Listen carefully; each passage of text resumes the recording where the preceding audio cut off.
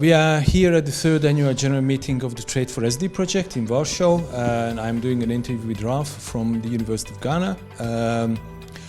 And we constructed like 3 questions in advance, but there might be some more surprising questions coming up. The first question is that our project, the Trade4SD, which we are both a project partner of, started three years ago. I wonder, what do you think was the most important outcome of the project so far? Well, thank you.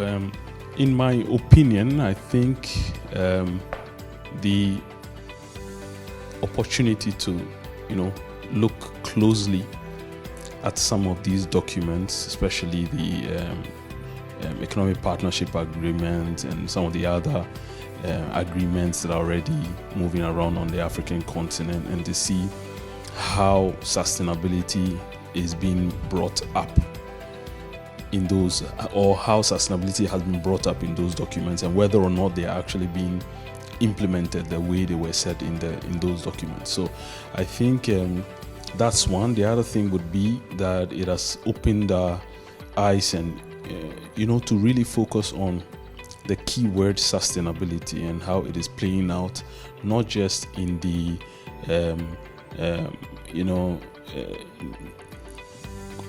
movement of commodities or trade and stuff like that, but on also how it is experienced by the smallholder farmers out there. How is it playing out in their pockets? How is it playing out in their everyday living? How is it playing out in the social construct of the communities in which they live? And how is it also playing out in the environmental context in which they live and do their production? So those are the very key things that jump at me, and that has been really interesting to look at, because normally you would look at, okay, the movement, they've produced this tonnage of cocoa, for example, and they've been able to export it to the EU countries. But what is the aftermath of whatever they've done? How is it playing out in their everyday living, just so that they will be available to do that same production or even more in the following year? And now, of course, this answer triggered another question. No, Sorry, that's fine. because one of the previous speakers talked about the voluntary sustainability standards, VSS, and she actually said that one of the problems that we have currently in the food market, that the premium that the people or the final consumer pay for certified products is not necessarily going down to the farmer's level, but somewhere on the way it disappears. How do you see this? Is this really a problem in Ghana? Do you think that there should be a fairer share of this premium price between the seller or those companies who are selling the final product and the farmers? Definitely. I mean, I think it is important for us to pay a fair price for the cocoa that is bought. I mean, if you're using cocoa as the value chain commodity that we looked at in Ghana broadly, I think it's important for us to have that in mind. The amount of money that they are receiving, whether it's fair or not, that has to be stated. Now, for the issue about voluntary standards, we have to look at it from several angles. Number one, Ghana and Cote d'Ivoire are the top producers of cocoa in the world, and they decided to have something they called a living income differential, where for every ton of cocoa that is exported, the importing country or the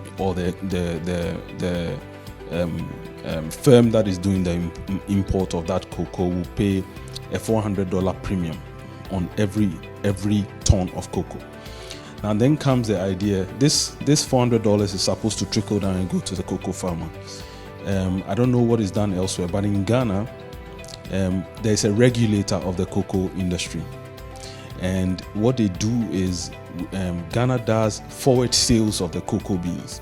So before cocoa for 2024 is actually collected, forward sales have been done on the futures market. And so if during that time, at the time of sale, so it's a futures market as compared to a spot market. So if at the time of sale if at the time of sale cocoa prices have gone up, then definitely, I mean, it's been sold already, you know.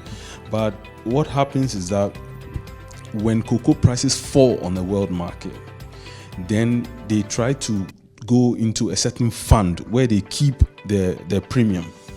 And then they use that premium to shore up the prices so that the farmers will not feel the pinch that is on the world market.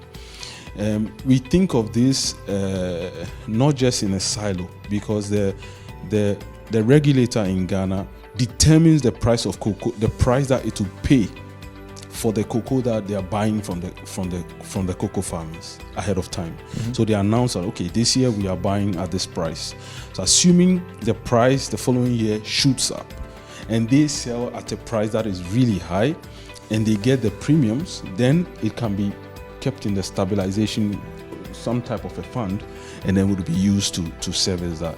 Now, if the prices are even higher, that's fine. If the prices fall, then they go and take that money and use it to support. So that's what is going on. The other thing with the voluntary sustainability standard also is that in Ghana, the regulator is the sole buyer of cocoa from the farmers, or the sole exporter of cocoa. But they have these types of middlemen companies who go to the cocoa farmers and buy from them. So at the meeting, somebody was saying that, how do you compare the mandatory standards and then the voluntary standards, right? For the voluntary standards, the middle guys are always with the farmers. They build trust, they build and they get education from them. They are able to say, okay, this is information that you need, this is what you have to do, blah, blah, blah, right? But when it comes to the point of export, then the quality control company of the regulator makes sure that every standard that is mandatory is actually satisfied, right? But somehow or other, so who is enforcing those mandatory standards at the farm level? And that's where the licensed buying companies come in, and we talk about certification, organic certification, fair trade certification, rainforest, I think it's Rainforest Alliance and WOODS, right? So they try to do these economic sustainability, social sustainability, and environmental sustainability. So that's how the terrain is at the moment. But let's not forget that much of the things that are being driven in terms of sustainability is also coming from outside of the country. They try to collaborate with the regulator to make sure that they are meeting the standards. Yeah, okay, thanks. It's really interesting because some of the other speakers were telling that in terms of sustainability, the European people, or probably the consumers, they were really concerned previously about environmental and climate standards. Now, as Europe was hit by the economic crisis and the war in Ukraine, this shifted a little bit to the bigger focus on the economic aspect of sustainability, which was a big surprise. So I think, in a way, what you say, it confirms what the previous speakers said, or previous interviewees said, and that's reassuring in a sense that it brings your knowledge in Ghana and connection with the farmers to the research people, which is really, really good. So you are from University of Ghana, and you are one of the pilot project area or case study area in the project. How did your organization and your team benefited from Trade4SD so far? I think it's been, as I mentioned earlier, quite eye-opening to understand the enormity of a situation that has to do with the situation we are calling sustainability. Right? I always say that sustainability is two-pronged.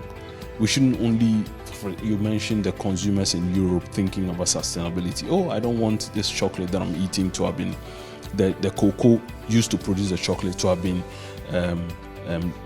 grown using child labor, for example, the farmer not being paid well, or maybe grown in a deforested area. No, we don't want that, right? But we also need to think about the farmer and the sustainability from the point of view of a farmer. Take a typical example. We don't want cocoa that is coming out of deforestation. right? But the farmer's land that he's been using for the growing of cocoa is almost getting old. We don't want a certain level of fertilizer application. But then we also don't want the farmer to go into the forest to farm. So there's a dilemma there, right? So if we don't want to do extensification, that is going into forested areas to farm, then we need to work on intensification, which is bringing on board technologies that would make the farmer get a very good yield. And this technology is expensive, right? Unless you want to go through fertilizer use. Fertilizers are expensive. The Russian-Ukraine war let us understand that, we have a big deficit when it comes to fertilizer availability on the market, because a lot was coming from that region.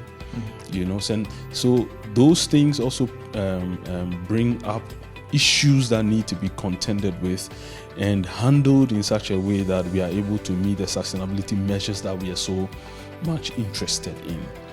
So that's what I have to say. Yeah. Interesting. Last point or last question. We still have about a year to go. So the question is, what you think your major contribution will be to the coming 12 months to the project? What's your main focus? Main focus now is to delve even deeper in the cocoa value chain and the issues that are there in terms of the sustainability idea that we've mentioned. By virtue of the world packages that we are part of, we are also adding the cashew value chain. Cashew is also really big on the world market. Ghana is not the biggest producer, no, but then we are contributing a lot to its production as well. What are the standards even in the cashew value chain? Are they being adhered to? These are issues that we are investigating. We've started investigating. We want to delve deeper into the cocoa value chain again, trying to look, for example, at the living income differential and how it is playing out in the lives of the cocoa farmers. These sustainability ideas that we've talked about, economic, environmental, and social, how are they playing out? How are farmers accepting these things on individual basis? We need to, because if we only talk about the general things, for example, by the cooperative level, and we do not go to the farmer to ensure that they understand the sustainability things that we are talking about, then we may just be tickling ourselves and laughing that we are doing well, right? But then the farmer may not really be abreast with the issues. They may not have the information to let them think that, okay, I need to go in a particular way in order for my crop to meet the standard. And I know that as my produce are meeting the standards, I'm also getting the money that is worth that, right? Because if they don't have any incentive, they will not do whatever is being requested of them in that light of sustainability. Because bear in mind, they are first producing to get money to take care of themselves, to make sure that they meet their basic needs, etc. But we need to make it, we need to incentivize them, make it more, it should be something that they look forward to, right? Otherwise, then they may be doing other things. And let me mention that other things like giving away their lands for activities that have more consequences than even applying fertilizer. And I'm talking about illegal mining. I'm talking about pollution of lands. I'm talking about cutting into forests. So deforestation, there's even more pollution in the forest. There's more pollution in the water bodies. And this is the alternative that we don't want to get into. So it is important that we bring them on board, try to sit around the same table and not make decisions and just go and give them information. We need to co-create with them. We need to coordinate whatever we are doing to make sure that it is yielding results, not just small pockets of interventions, but let's co-create with them. And then let's coordinate everything that we are doing to make sure that we are getting good impact, right? And then let there be cohesion, among all the players, just to ensure that we are moving forward. So awareness raising is not enough. We have to incentivize them to move towards sustainability, and we have to co-create the framework. Yes, with them. yes, Yeah. Okay. Thanks very much. Thank you Thank too. you.